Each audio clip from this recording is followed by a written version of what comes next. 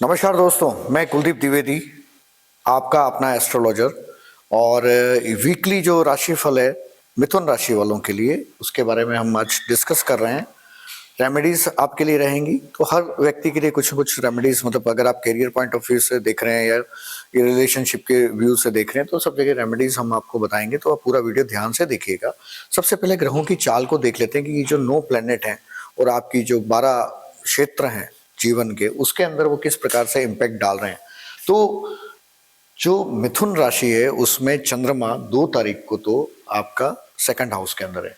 अगर देखते हैं 3 और 4 तारीख को, तो ये आपका सिंह राशि में चला जाएगा। फिर 5-6 तारीख को ये यहाँ मूवमेंट कर जाएगा 4th हाउस के अंदर, और 7 और 8 तारीख को ये तुला राशि के अंदर, मतलब 5th हाउस के अंदर आपका मूव कर जाएगा। साथ में मैंने नक्षत्र भी ये सारे मेंशन किए हैं कि 2 तारीख को जैसे आश्लेषा नक्षत्र है, 3 तारीख को मघा नक्षत्र है। तो मतलब ये जो ग्रह नक्षत्र हैं, उन जो नक्षत्र चल रहे हैं उस दिन, वो यूनिवर्सली मिथुन राशि पे किस प्रकार से प्रभाव डालेंगे। मिथुन राशि वालों, अगर हम कैरियर देखिए, कैरियर पॉइंट ऑफ व्यू से हम बात करते हैं ना, तो कैरियर का जो लॉर्ड है जुपिटर, वो बैठा हुआ है आपका लग्न के अंदर। मतलब कि अगर मैं इसको देखूं तो थोड़ा सा एक अंदर से बॉस वाली भावना आ रही है कि सारे काम मैं क्यों करूं या मुझे क्यों करना चाहिए। तो ये थोड़ा सा एक अहंकार बोल सकते हैं इसको। तो कहीं ना कहीं देखिए, आप अपनी परिस्थिति के हिसाब से उसको समझिएगा कि कहाँ पे कैसे रिएक्ट करना है। बट जो जुपिटर की जो पोजीशन है वो ये कह रही है कि पदोन्नति के चांसेस हैं, लेकिन आप किस तरीके से, कल को पदोन्नति तो हुई नहीं, प्रमोशन मिला नहीं और आप खुद बॉस बन गए तुरंत, तो नुकसान भी हो सकता है। यही बिजनेस और जॉब में कि सेम सारे काम मैं क्यों करूं, या मुझे अपग्रेड चाहिए, मेरे अंडर में 2-3 लोग चाहिए, तो वो थोड़ी सी ऐसी भावना आ रही है कि देखिए, राशिफल में अगर हम बात करते हैं तो आपकी मन की स्थिति कैसी है और आप कैसे रिएक्ट कर रहे हैं, उसी की बात होती है। तो उससे आपके जीवन पे क्या प्रभाव आ रहा है, वो तो प्रैक्टिकली आपको अपनी परिस्थिति के अनुसार देखना होगा। तो करियर और बिजनेस में थोड़ा सा ध्यान से फूंक फूंक के कदम रखना है।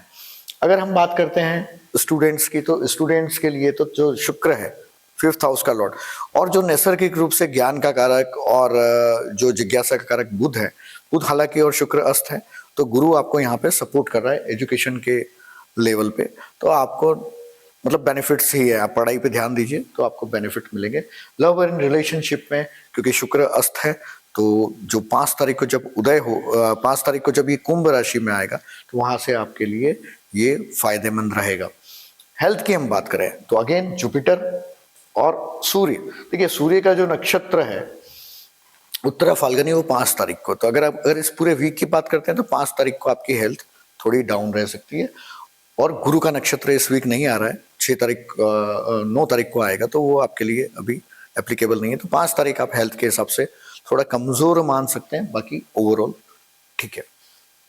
स्पिरिचुअलिटी की अगर हम बात करें, आध्यात्मिकता की बात करें, हमारी जो भगवान से कनेक्शन की बात करें, तो वो आपका यहाँ पे ठीक बनता हुआ दिखता है, क्योंकि केतु जो है वो 3rd हाउस के अंदर है। हालांकि ये यहाँ पे जो केतु है वो अगेन मटेरियलिस्टिक लाइफ और जो आपकी स्पिरिचुअलिटी है उसके बीच में थोड़ा सा डिस्टर्बेंस करता है। कहाँ जाए, मतलब अच्छा करें बुरा करें, चेज करें या छोड़ दें, ये कंफ्यूजन इस वीक में आपको रहेगा। रेमेडीज की बात करते हैं, पूरी मिथुन राशि के अंदर 2 प्लेनेट थोड़े से नेगेटिव होते हैं, एक तो मार्स मंगल और दूसरा सूर्य। थोड़ा सा चंद्र को भी मान सकते हैं, क्योंकि मिथुन राशि जो है वो द्विस्वभाव राशि हो गई, तो चंद्रमा और जो मन और आत्मा का जो कनेक्शन है उतना प्रॉपर बैठता है। तो कहने का मतलब, एक तो आपको चंद्रमा की रेमेडी करने की जरूरत है इस वीक में, एक सूर्य की रेमेडी करने की जरूरत है, और तीसरा जो है वो मंगल की रेमेडी करने की जरूरत है, क्योंकि बट मंगल अस्त है, तो इसलिए उसकी रेमेडीज को हम नहीं करेंगे तो चलेगा। जो आप अपना नैसर्गिक रूप से डेली रूटीन में कर रहे हैं उसमें कोई बाधा नहीं है। क्योंकि हम बात कर रहे हैं पर्टिकुलर चीजों की, तो हम हमारी रेमेडी की बात कर लेते हैं। देखिए, सूर्य जो लॉर्ड है वो 3rd हाउस का लॉर्ड है, और अभी जो है वो 8th हाउस में जा रहा है। तो सजेशन ये है कि ऐसे जो व्यक्ति जो अनुसंधान के अंदर लग रहे हैं, या मान लीजिए जैसे फकीर बाबा, ये इस प्रकार के जो लोग होते हैं एकदम साधु सन्यासी, कहीं मिल जाए तो उनको आप फाइनेंशियली कुछ भी डोनेशन कर दीजिएगा। कोई पूरे वीक में कभी भी मिल जाए, इस निमित्त कर दीजिएगा कि ये वीडियो देखा था, उसमें ये रेमेडी दिखी थी, इसलिए मैंने कर दिया।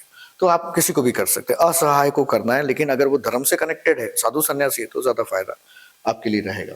दूसरा, मून की रेमेडी यहाँ पे सेकंड हाउस, तो मदर का आपको ध्यान रखना पड़ेगा। और अगर आपकी माँ या कोई भी घर में बुजुर्ग व्यक्ति आपके साथ रहता है तो उससे कुछ मीठा खा लें आप इस वीक में, कि भाई चलो कुछ भी गुड़ खिला दो अगर कुछ मीठा नहीं है तो, या कोई भी ऐसी चॉकलेट टॉफी कुछ खा लेंगे तो आपके लिए जो वाणी का कारक यहाँ पे आपका चंद्रमा बनता है वो आपके लिए बहुत फेवरेबल होगा।